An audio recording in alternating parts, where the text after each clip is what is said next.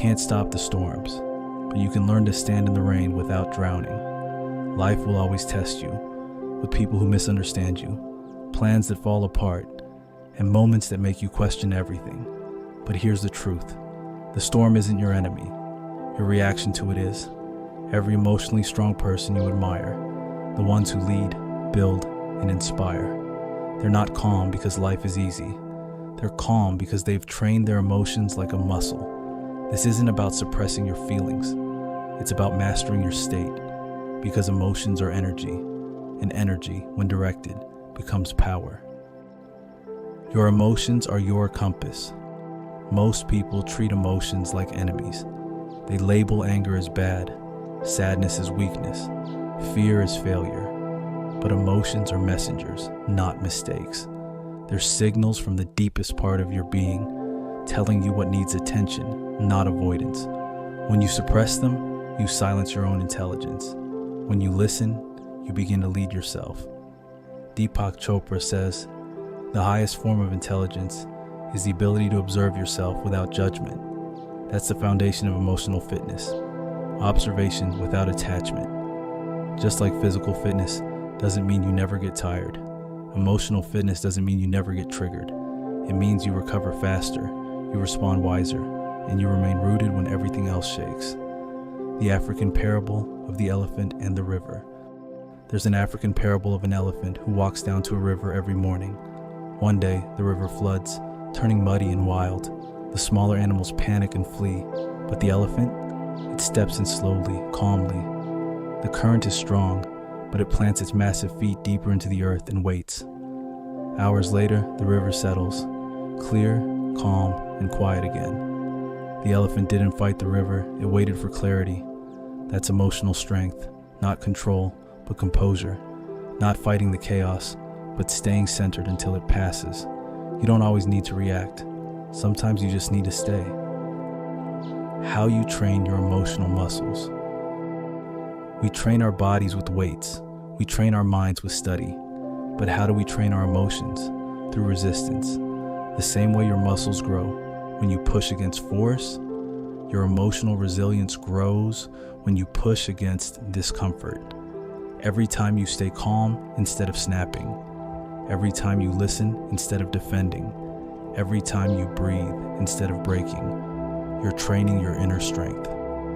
Joe Dispenza explains that emotions are chemical signatures of past experiences. So when you relive pain, anger, or resentment, you're living in the past, chemically. To change your emotions, you must change your thoughts, because thoughts are the language of the brain, and emotions are the language of the body. Master both, and you master reality. The Japanese lesson of Mushin. In ancient Japanese philosophy, there's a concept called Mushin, the mind without disturbance. Samurai warriors practice this before battle. It means being fully aware, yet completely unshaken, not cold, not detached, but present and poised. They believe that if the mind is disturbed, the sword wavers. But when the mind is calm, the sword moves like water. That's emotional mastery. You don't lose your edge, you sharpen it with stillness. Imagine taking that into your daily life. A difficult conversation? Mushin. A business setback? Mushin. A betrayal? Mushin. Still, calm, powerful. The cost of untrained emotions. Let's be honest, most people don't lose in life because they lack intelligence or opportunity. They lose because they let emotions make decisions logic should have made. Anger sends messages you can't unsend. Ego ruins partnerships that were meant to grow. Fear stops you from taking the leap that could have changed everything. Untrained emotions are like untrained horses. They run wild, fast, and destroy everything in their path. But trained emotions, they pull your entire life forward with purpose, power, and peace. Emotional control isn't suppression, it's sovereignty. It's you taking back the throne of your inner kingdom. The triangle of emotional power. If you want to master emotional fitness, start with 3 anchors. 1. Awareness. Know what you're feeling. Name it without shame. When you name it, you tame it. When you can describe it, you can direct it. 2. Responsibility. Stop saying, "They made me angry." No one makes you feel anything. They trigger what's already inside you. You own your reaction. That's your power. 3. Regulation is not pretending you're fine. It's breathing through it. It's creating space between stimulus and response. In that space lies your freedom. And freedom is the highest emotional currency. The Chinese parable of the farmer. A Chinese parable tells of a farmer whose horse ran away. The neighbor said, "Bad luck." The farmer replied, "Maybe." The next day, the horse returned with 3 wild stallions. The neighbors cheered, "Good luck." The farmer smiled, "Maybe." Then his son broke his leg, taming one of the horses. "Terrible luck," the neighbors cried. "Maybe," said the farmer again. A week later, the army came recruiting able-bodied men. His son was spared. Good luck, bad luck, who knows? That's emotional wisdom. Stop judging events too soon. You can't see the whole story while you're still inside the chapter. How to stay calm when life tests. When chaos hits, remember this simple 3-step reset. Step 1, breathe before you respond. The breath is the bridge between mind and body. 3 deep breaths lowers cortisol and give you access to your rational brain. It's not spiritual, it's biochemical.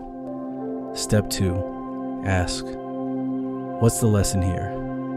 Shift from victimhood to growth. Life isn't happening to you, it's happening for you. Pain becomes wisdom the moment you stop resisting it. Step 3, decide your energy.